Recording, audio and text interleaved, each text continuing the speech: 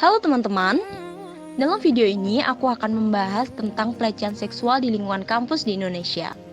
Pelecehan seksual adalah saat seseorang atau sekelompok orang menunjukkan perilaku seksual yang tidak diharapkan terhadap orang lain, baik perilaku secara verbal maupun fisik.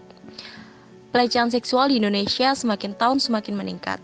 Komnas Perempuan mencatat lebih dari 430.000 kekerasan seksual pada tahun 2020.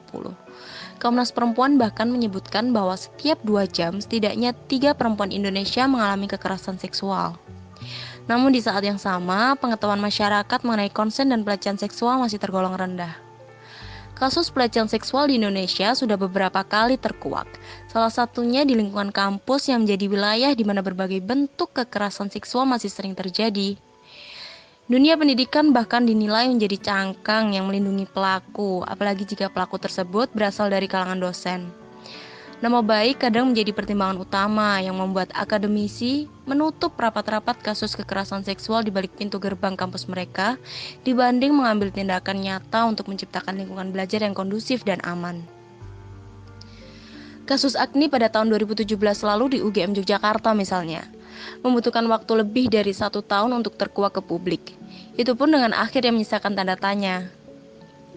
Maret 2020, kasus kekerasan seksual juga kembali mencuat ke publik yang dilakukan oleh salah satu alumni berprestasi Universitas Islam Indonesia di Yogyakarta. Perempuan sangat rentan mendapatkan kekerasan karena kultur patriarki.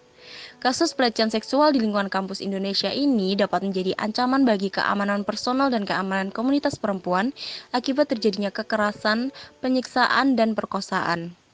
Pelecehan seksual juga bisa mengancam kekerasan mental para korbannya. Di usia remaja, trauma akibat pelecehan dapat berupa gejala depresi, kecemasan, dan ketidakpercayaan terhadap orang lain. Juga, hubungan yang tegang dengan keluarga dan kerabat dekat, kehilangan kepercayaan diri, bahkan hingga mencoba melakukan upaya bunuh diri.